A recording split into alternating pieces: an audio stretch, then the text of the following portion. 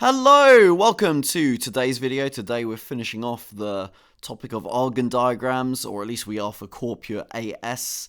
And we're basically just finishing off by looking at some more advanced problems involving these things. The sort of problems that there isn't really a sort of standard generic problem I can show you, but I can sort of show you the sort of skills you need to be able to work your way at harder problems involving this stuff. Going to be using skills, mostly from maths A level, to be honest. Things like, coordinate geometry, straight lines, circles, all that sort of stuff, and also trigonometry. All those sort of things are very useful when doing lots of different things to do with graphs. So, what are we talking about? Well, the first sort of problem we could look at are ones that I'm going to call vector problems in disguise. Because what I mean by that is I mean problems that are, in reality, things that you already know how to solve from the maths A-level content when it comes to vectors stuff. And all that's different about these problems is that they are, instead of using the vector notation, they are using the complex number Argand diagram loci notation that we've been using this chapter so far. You might have seen already in several of the other videos, though, we've already been drawing a lot of parallels between vectors and that notation already as it is. So all it is a case of, when you're solving these sort of problems, just understanding what the notation means so you can properly interpret what it's actually trying to ask you to do. And so therefore I think the best way to show you this stuff is with an example. So we've got an example here. We've been given two complex numbers, also given on the diagram below. And then we'll be given the modulus of both complex numbers. And then this scary looking thing here, the arg of z1 over z1 plus z2 equals pi over 4. And if you're not comfortable with this notation, then, a lot of people get put off by these questions. They're like, oh my god, what's it asking me? I don't know how to start. Because we need to find the modulus of z1 plus z2. Now, I must admit, this is a problem I've made, but I've seen some similar problems before. And admittedly, sometimes the problems that are similar to this actually gave you a bit more information. And it was actually technically possible to convert from all this stuff with the arguments and the moduluses to actually find what the complex numbers were themselves, or put them in modulus argument form, etc., etc. And the reason that's useful is because then you can literally manually work out z1 and z2 and then manually work out the modulus. The trouble is, though, I just want to encourage people, or show people, that's not the only way of doing this sort of stuff, because sometimes if you do that sort of stuff, you'll end up with these really horrible decimals, really grim calculations that you need to do, which, sometimes won't be a problem because they're allowed to give your answer as a decimal, but sometimes it's, horrible to write down, so you end up spending more time on the problem because you have to do all this time either typing all these horrible decimals back in or making tons of use of the store function in your calculator. So I just want to reiterate by showing in this example there are other ways of doing it. So, first of all, let's actually start going about it by trying to work out understand what is it they're actually trying to ask me to do. They're trying to make us find z1 plus z2 and find the modulus of that. So, let's look on the diagram what that means, because one of my biggest bits of advice I give whenever I help students with vectors questions is I go draw a diagram, because a lot of this notation makes this stuff look way more scary than it actually is. So z1 plus z2, you might remember with vectors, if you have a starting point, which in which case here is where the origin is, and you're doing z1 plus z2, you're going along z1, and then if you're adding z2, you then go along with the arrow on Z2 as well, so therefore you'd be finishing up over there. Now, with vectors, if you are doing a journey using vectors, it doesn't matter what route you take as long as you have the correct start point and the correct end point. So therefore z1 plus z2 could alternatively just be represented by a single straight line joining those 2 points. So dreadful straight line incoming. Actually, not too bad. There we go. I'm quite proud of that one. Z1, I was without a ruler. Z1 plus Z2 is therefore that straight line there. Brilliant. And if we're trying to find the modulus of it, what they're basically asking to do is find the modulus of that line. But wait a minute, what have we just drawn? We've just drawn a triangle. And the moment you've got triangles involved in problems are great because we have so much stuff to deal with calculating stuff to do with triangles from GCSE, from earlier on in A-level, that doing this stuff then becomes, really quite chilled stuff in comparison to what you would otherwise have to do. So the thing to also realize is also the other information the question has given us. We've been given the modulus of z1, which is therefore effectively telling us the length of this line here is 3 root 2, and then it also tells us the modulus of z2 is 5, so that's effectively telling us the length of this line here is 5. Now, the last bit of information they give us is this thing about the arg of z1 over z1 plus z2 equals pi over 4, which looks really scary and can be quite off-putting. But the crucial thing about these things is just knowing your rules to deal with, more scary-looking notation. For instance, we have already looked at the rule that if you're dividing something inside an arg notation argument, that's the same as doing the thing that's on the top of the fraction, take away the arg of the thing that's on the bottom of the fraction. And so that's a rule that if you've remembered off by heart, suddenly makes this problem a lot easier. Because they're saying the arg of z1, which as an angle would be this angle here. The argument, remember, is always the angle anti-clockwise from the positive real axis. So that's that angle. The arg of z1, and then also we got arg of z1 plus z2, and that would be the angle that this line makes. So there you go. That again is the angle measured anti-clockwise from the positive real axis. We know that those two angles subtracted from each other equals pi over 4, and therefore that's telling us that this angle here must be pi over 4, because that's the angle that's the difference between them. So there you go. That suddenly made the problem a lot easier because we now suddenly got an angle inside the triangle. So if we're now trying to find the length of modulus of z1 plus z2, well, we've got two sides, one angle. We want to find a third side. That's just cosine rule. And so this problem that looked quite, foreboding, that's not quite the word I want to pick, but let's roll with it. Suddenly, it's just some maths, A-level maths, to actually find that, and it really isn't that bad at all. So remember cosine rule, a squared equals b squared plus c squared minus 2bc cos of a. Therefore, that means for us, as the pi over 4 is the angle down here, the 5 has got to be, the side length of 5 has got to be our a. So putting all this stuff into place inside the cosine rule, we've got to get 5 squared equals 3 root 2 all squared. I'm going to let the modulus, to make my life a bit easier with the notation, I'm going to say let modulus of z1 plus z2 equal k, so I have an easier time trying to write that in here. So we'll write that as plus k squared as the length of the other side of the triangle, minus 2 times by 3 root 2 times by k times by cos of pi over 4. Brilliant. Continue on. We've got the 25. 3 root 2 all squared is 18. We've got the k squared. Combining the 2, the 3 root 2, and the cos of pi over 4 will get us minus 6. Minus 6k, therefore. Nice. And therefore, all of a sudden, we've got a quadratic. So you can see this question really is very, very nice indeed. And if we solve that quadratic, of course, you can see that is one that factorizes. How lovely. So factorizes to that. And therefore, we get the answers k equals 7 or k equals minus 1, except we know this has got to be a length. And so therefore, minus 1 doesn't make sense. So therefore, no, I shouldn't really have said let's not circle that. If you circle it, it makes it look like you're saying that's the one you want to use. So I'm not going to do that. And so instead, making it clear, the final answer is modulus of z1 plus z2 has got to equal 7. Only 7, because you can't have a length of minus 1. There you go. Brilliant. So, good example to show that, you can take something that looks really horrible, reuse your knowledge of vectors to help you solve problems.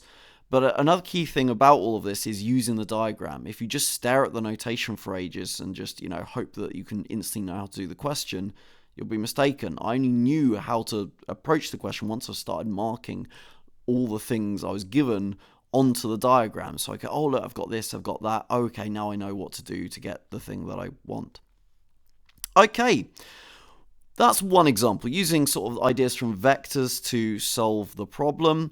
But there's other sort of skills from what I guess you could call the coordinate geometry area of maths A level to help you solve various problems. Now, this is where it becomes the difficult part, because again, there's no sort of real standard problem I can show you. There's certain bits of advice I can give you that always are useful for these style problems.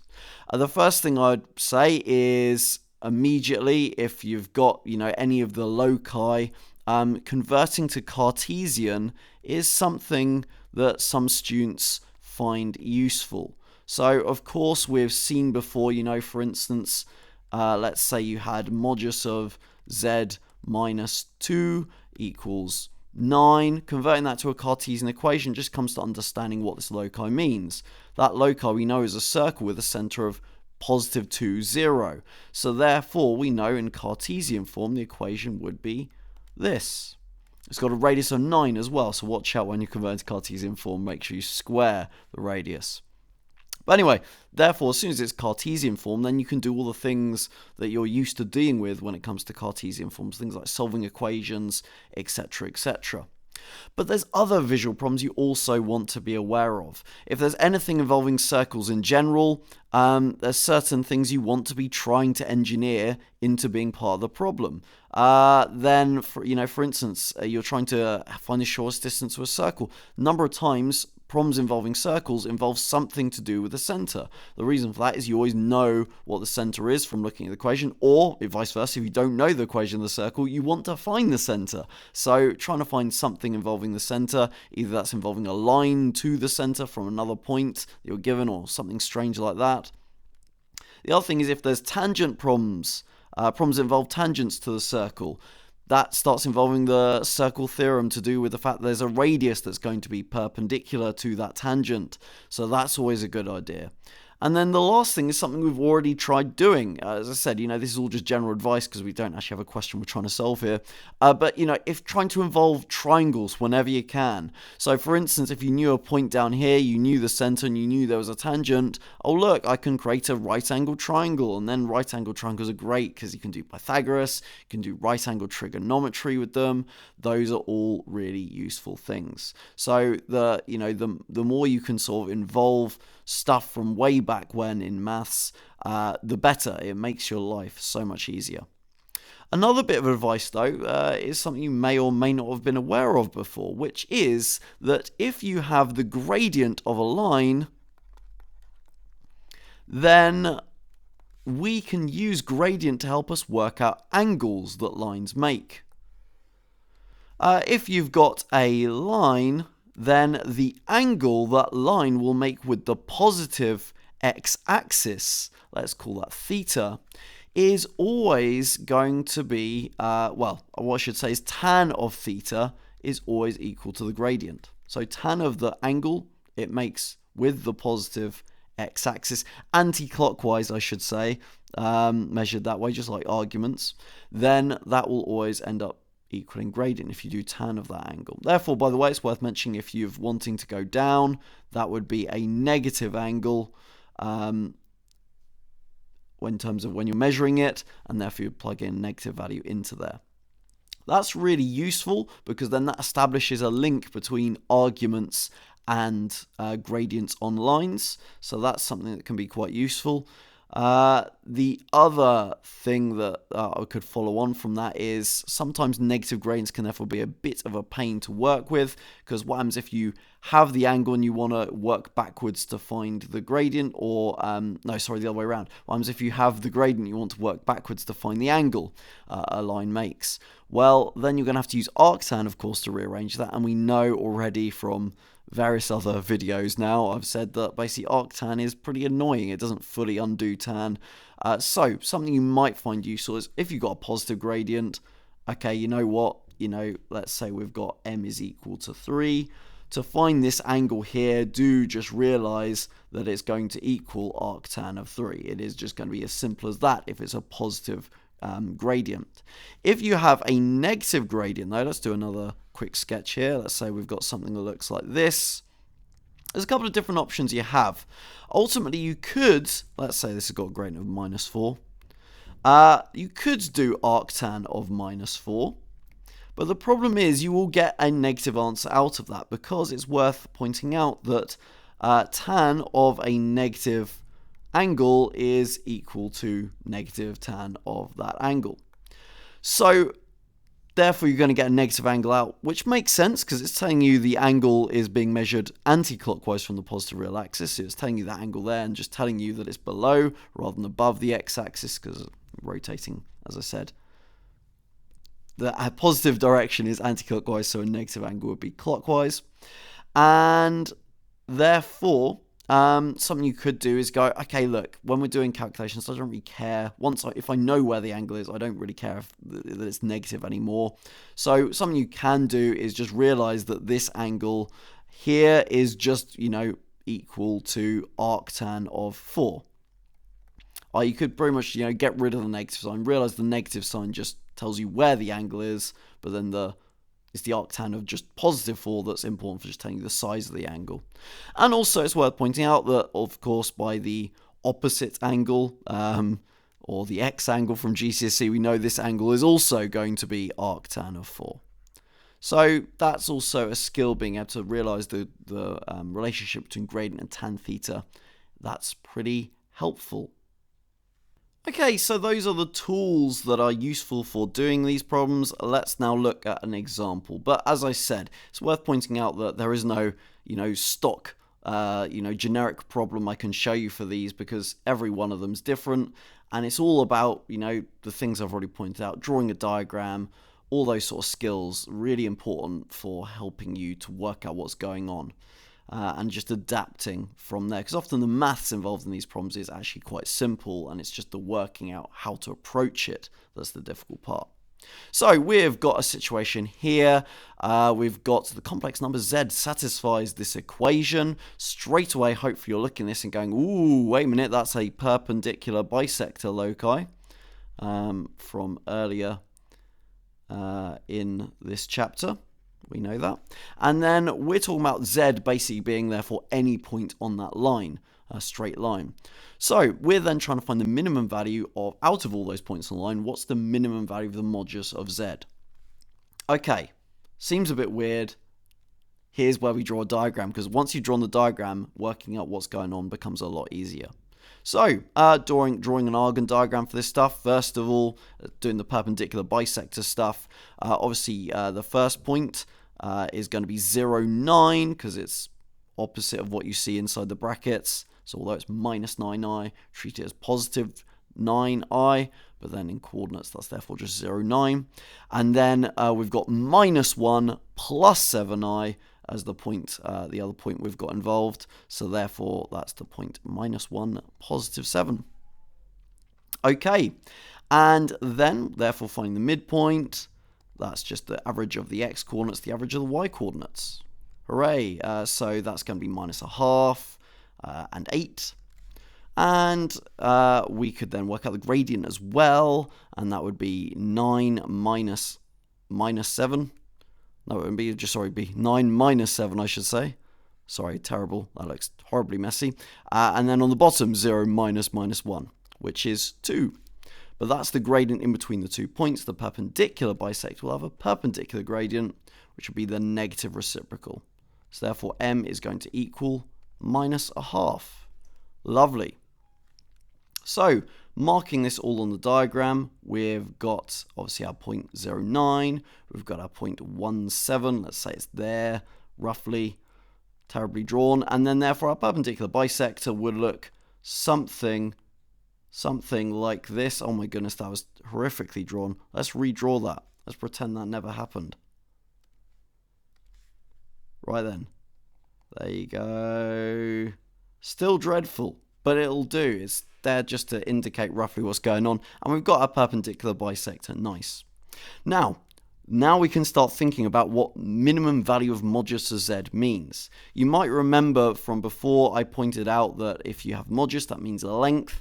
But secretly, when we were looking at the loci problems, the way of viewing this is you could view this as z minus 0.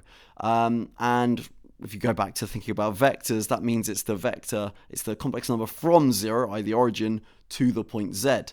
Now, as Z is any point on the line, therefore, what this question's asking us is, what's the shortest distance from the origin, 0, 0, to any point on the line? So that would be, visually, that distance that I've just marked on the diagram there. We know it's going to be a distance that's perpendicular to the line that's the perpendicular bisector, because a shortest distance is always at 90 degrees to whatever you're trying to find the shortest distance to, because it makes sense. If you're trying to find the shortest distance, something, you just head straight towards it. Okay, so with that said, where do we go from there? Well, as I already mentioned, converting stuff to Cartesian stuff is a way that will often work to help you solve through problems. I will give you a bit of advice though and say that's often not always the quickest way of doing it. So it can help, and certainly if you're wit's end, you don't know how to approach it, if in doubt, start trying to do Cartesian stuff. But just be aware that sometimes there'll be a quicker trick for doing that. And funny enough, this question, that is the case, but that is what I'll show in the second approach. For this first approach, let's just try and do it fully using Cartesian stuff. So therefore, the equation of the perpendicular bisector, first of all, in Cartesian form, would be y minus 8, the y coordinate of the midpoint, equals minus a half, our gradient, lots of x minus a half for the x coordinate of the midpoint. There you go. And then you would go about trying to simplify the line, maybe. So we'd end up with minus a half x. We have minus a half times by minus a half. That's a triple minus, which is, funny enough, a minus again. And then half times a half is minus a quarter. And then we can simplify that further by combining the 8 and the quarter to get, if you type that into your calculator, you will get 31 over 4. Positive 31 over 4. There you go. Nice. So that's the equation of the perpendicular bisector.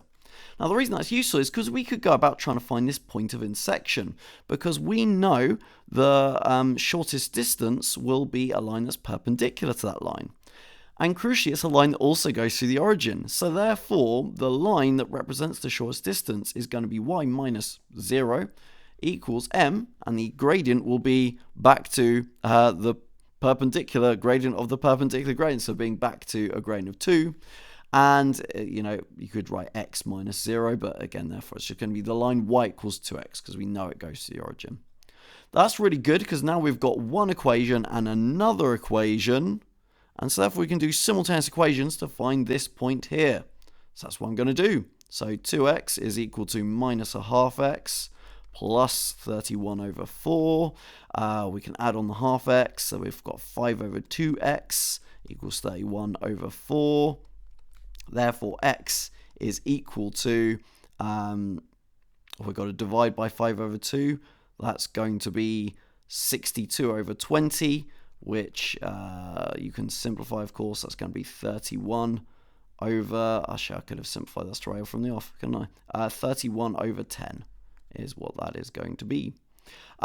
Cool. So that's what the x coordinate is. You can then work out the y coordinate as well, using the easy equation to be more efficient. That's going to be 31 over 5. Okay, once you've got that coordinate, we know the coordinate down here is 0, 0. We know this coordinate is 31 over 10, 31 over 5. And therefore, it's now just about finding the shortest distance, the distance between these 2 points, which is just Pythagoras. It's going to be the square root of 31 over 10 squared plus 31 over 5 all squared, and we type that all into the calculator and you'll get 31 root 5 over 10 as your final answer. And there you go, you found it. So there you go. Cartesian will often, not always, but often find a way of helping you get to the answer with these problems, and it's quite nice because then you're just reusing old skills. As I said though, it won't necessarily always be the quickest way of doing it. So sometimes there are other ways of doing it, just like this problem here. So let's take a look at another way of doing this exact same question again. So what we're going to kick off with doing is actually pointing out that we're still going to do a bit of Cartesian stuff. It's still helpful to know the Cartesian equation of the perpendicular bisector for this method I'm going to do here. So repeating all the method we did before, I just copied it over from the previous slide. But then also drawing a diagram is really important. So we have the perpendicular bisector, and again we know what the shortest distance is going to look like. It's going to be a straight line that's 90 degrees to this perpendicular bisector. But this time, instead of doing everything by Cartesian, I'm not going to do anything more using the Cartesian, by converting lines to Cartesian, etc., etc. Instead, I'm going to make use of that fact I mentioned to do with gradient earlier. We know the gradient of this line is -1/2. And that means I could work out what this angle here is. I'm going to call it theta. So we know that tan of theta is, well, we could say it's equal to -1/2, but of course the -1/2, as I mentioned, the minus part is just to indicate that if we're talking about this angle down here, we've gone clockwise from the positive real axis to get to that angle, rather than going anti-clockwise. So I'm just going to say tan theta equals 2 because I'm going to ignore the minus sign. I just want it as an angle. I don't care about the negative signs. So therefore, not 2, it's equal to 1/2 because it's -1/2 down there. Okay, so therefore theta could equal arctan of 1/2.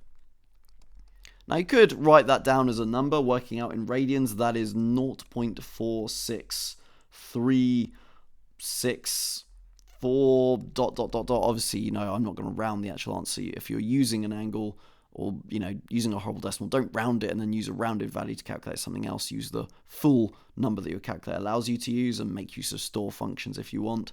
Or even better, don't even type this into the calculator yet. Just remember it's arctan of 1/2, or write it down like I've done here. And then when you need it, type in arctan of 1/2. That'll take arguably not as many, in the long term, will take less button presses on the calculator. The reason that's useful is because we can then later on start to form a triangle, because triangles are great to work with. Now, some people might choose to start using this angle up here, and it's worth pointing, of course, that would be, if we're doing in radians, pi/2 minus theta, or if you're doing degrees, 90 minus theta. That's fine. Some people might choose to work out this x-intercept down here, and of course you could work that out by setting y equals 0 and rearranging, blah, blah, blah, blah, blah.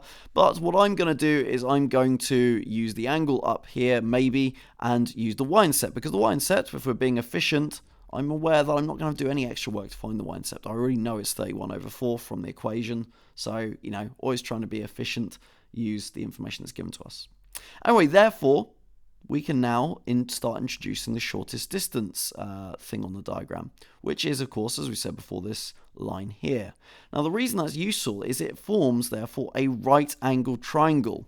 I'm going to use the right-angled triangle that involves this 31/4 and this angle over here, because actually, now we've drawn this right-angled triangle, I now therefore know this angle will be pi/2 minus the angle up here. So therefore, if you do pi/2 minus theta, you'll just get back to theta again. So that's really nice. So actually, I'm going to continue using theta, so I don't have to do quite so many calculations. The reason all that's useful is because now we can do some very, very easy trigonometry to work out the shortest distance. So the reality is, all I'm going to need to do is I know this length here is 31/4. I know this angle is theta. And therefore, the side I want, the length I want, is just simply going to be 31/4 lots of cos theta. And so then, therefore, that's the only calculation I need to do. So that's what I'm going to do. Now, you have a couple of options. You could do, either literally just typing all that into calculator where theta is arctan of 1/2, type that onto calculator in one big go. The calculator will probably make it come out as a decimal, in which case you'll get 6.93181 ... So in other words, 6.93 to 3 significant figures. And therefore, if the question doesn't care if you give it as a decimal or an exact form, that will do. But if you wanted to, you could still get the answer in exact form, because if we know that tan of theta is equal to 2, half, did it again, opposite over adjacent is 1/2, and therefore the third side of the triangle is 1 squared plus 2 squared square rooted, which is √5, and therefore cos of theta is equal to 2 over root 5. So then even if you want to work out an exact form using this method, you still could do it fairly easily. Because now if you type that into your calculator, it will be able to deal with that and give you an answer in exact form. And what do you know? You'll get to the same answer we had before, 31 root 5 over 10. Now this method might not have seemed that much shorter than the other method I showed before, but that's partly because I was having to explain it all. Saying it out loud takes a lot of explaining. But actually, in terms of if you look at how many calculations I had to do, the only calculations I really did is I realized this was true, and then I effectively just straight away jumped to this. I did a bit of drawing on the diagram, but we're having to do that either way. And so therefore this method's really quite quick in terms of how much you're having to calculate and do, and you get the answer fairly quickly. So that's why I quite like these sort of methods. So there you go, 2 different ways of solving the same problem. They're not all going to be like this, but you see the sort of things I'm trying to do. I'm trying to involve diagrams as much as I can, trying to involve skills from earlier in Maths A-level to help me. And if you do all these things, then these problems really aren't as bad as they first appear. Cool! Hopefully you found this useful. I will see you in a future video. Bye-bye.